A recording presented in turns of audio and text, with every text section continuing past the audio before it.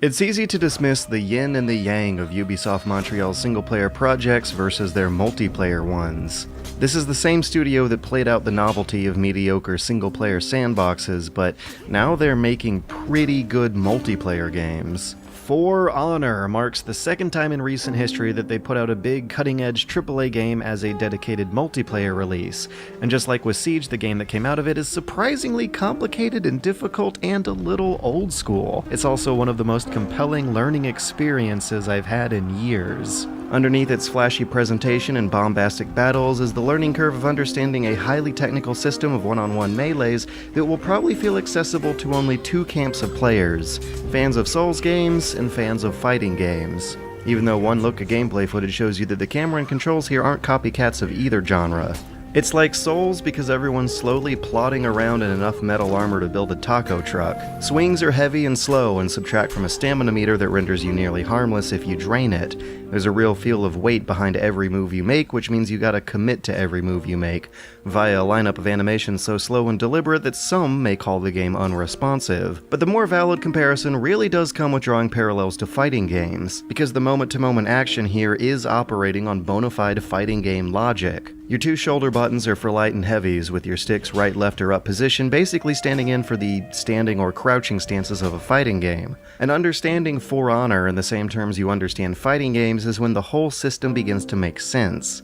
It's not unresponsive at all. Like any good fighting game, perfectly timing inputs can have you changing your action faster than mashing. You're supposed to memorize specific combos and hammer them out depending on how you predict the opponent to react to your moves. Muscle memory is a layer above strategic judgment, and learning the convoluted game logic of when a charged shoulder bash can cancel into a guard break for a two-hit side combo is how you get good. With every character having a modest move list of diverse playstyles, there's so much to learn here that I'd imagine you can already see a huge disparity between players who just watch the tutorial videos and those who don't. They're kinda hard to find, but make sure you do that. But somehow, I feel like it's not just the idea of making a third-person fighting game built for online play that truly determined For Honor's style. One of the first things I noticed from gameplay footage was this knight here, the Warden, holds the blade of their sword with their hands, which is something that was apparently a legit historical German sword-fighting technique that would seem really nasty for your fingertips, but if you ever get a chance to see those really dorky weapon demonstrations, the experts will stress to you how broadswords in real life were oftentimes used more like blunt clubs rather than blades.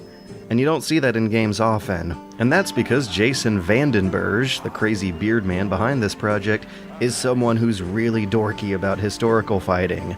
For Honor was inspired by a real-life sword-fighting course, but it wouldn't be accurate to call this kind of gameplay realistic. After all, this is a game where hammering out a super combo catches your sword on fire. But all of this intricately animated swordplay is full of tons of neat little details that let you know the designers were way into this stuff. So even though these knights, Vikings, and samurai existed thousands of miles and hundreds of years apart from each other, they're slapping each other around with a style that doesn't exactly evoke high fantasy here. There's apparently a story behind it. Believe it or not, For Honor has a campaign. With multiplayer co-op. It's not even a really bad one at that. It came without warning. Oh no! A magical fissure has opened up the Earth's crust and broken the space-time continuum. People from all sorts of different times and places are meeting up, but watch out, they don't all get along. Story missions basically have you hack and slashing through combat tunnels from point A to B, bookended by cutscenes of monotone gravelly voice actors bobbing their heads to the dialogue. Because animating faces is so much easier when everyone's face is a helmet. One of us should go home and change.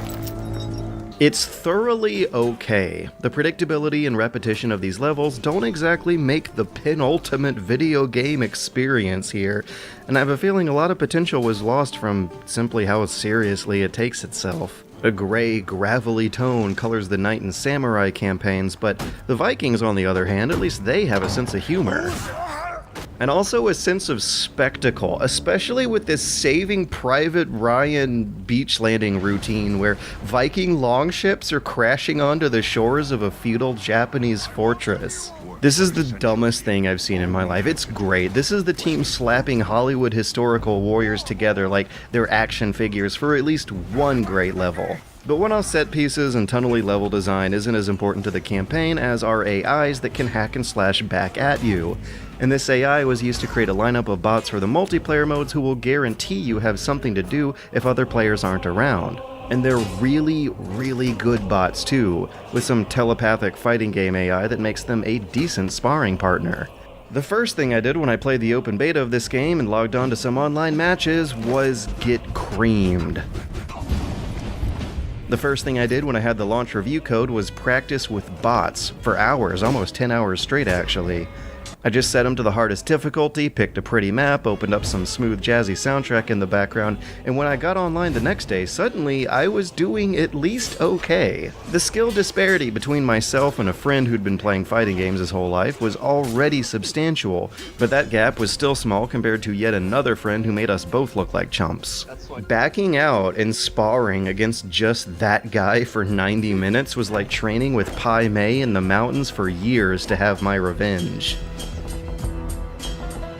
Got a hit in. Oh, I did one hit. Someone in Twitch chat just said, have you ever seen a training montage go on long enough that the master got better?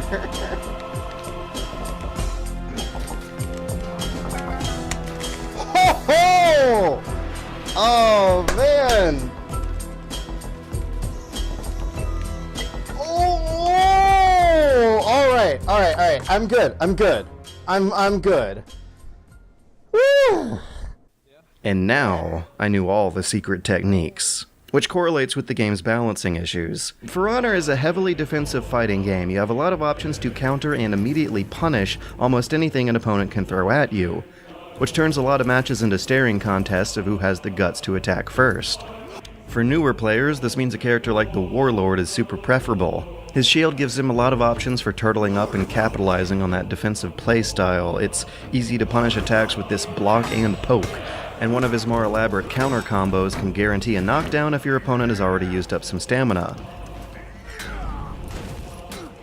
But after climbing the ranks, you'll see people relying on the Warden more, because this guy has a couple much more effective offensive moves than everyone else. A homing shoulder bash and a quick zone attack slap can both come in so fast that unless you specifically know to expect that specific cheese, it can be really hard to block.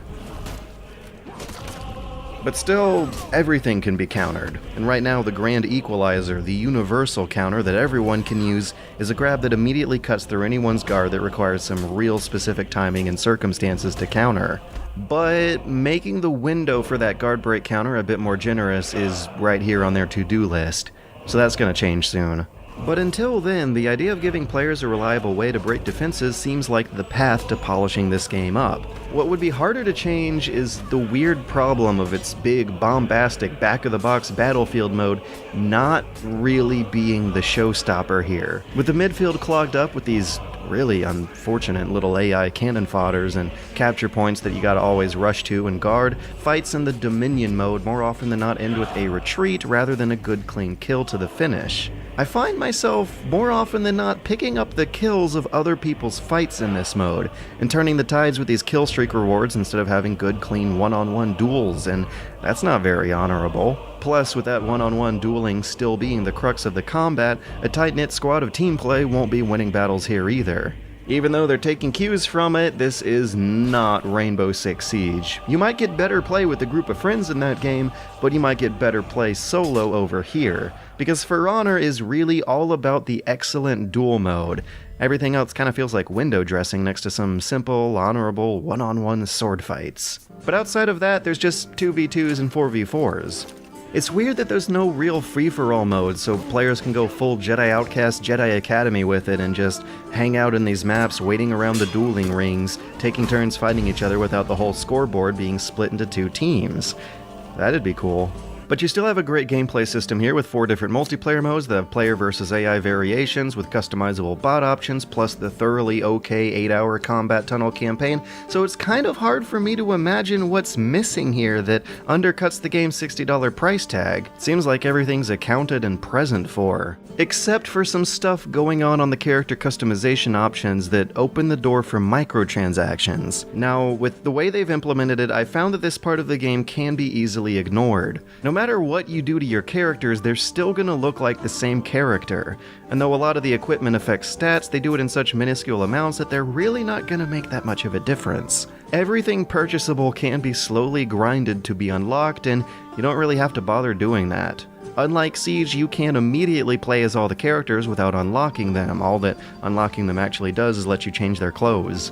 Plus, the smaller duel modes turn all that stuff off anyway, but I know the fact that it's there is going to turn a lot of people off regardless, but for me, the one real chink in this game's armor comes from the weird quasi-peer-to-peer networking leading to these sudden disconnects. It's important to make a distinction between latency issues and those sudden disconnects, because in my time with the game, latency wasn't really an issue. For Honor's wind-up animations are long enough that I have a feeling that the way the lag compensation works is by giving the defenders priority of deciding when they block on their side of the screen rather than on the attacker's. Thanks to the lock-on camera system and all the animation interpolation going on, they've got a pretty decent way to work around the typical issues of playing fighting games online. Because for all my time with it, I never really felt like any perfectly timed parries and blocks weren't registering. But about once a day, I'd get caught in this loop. Once one player leaves, everyone else has to wait a bit for everyone to synchronize. Unfortunately, that sometimes makes the whole game break. Which is really and truly probably the only thing I don't enjoy about this game. Everything else is peachy. The journey of learning its tricks was one of the most rewarding and compelling processes of learning something intimidating and using what I learned to great effect. But the big problem I foresee with For Honor is that learning curve. This is a very core game where players aren't really going to be competitive. Hell, they're not even going to be viable if they don't watch a bunch of tutorial videos, go down everyone's move list one by one, practice on the dummies and duel with the bots for hours before really being able to stack up against real players. And with skill disparities that wide, I can also imagine experienced players getting stuck in a rut where new players are so easy that they're boring to fight against, and the good players are so untouchably good, why even bother? But the upside to that is that at least those guys will be having a damn good time. And I think I'm pretty sure I've gotten sucked in. I'm gonna try to be right there with them over the coming weeks, because there's nothing more satisfying than seeing all that hard work beautifully pay off.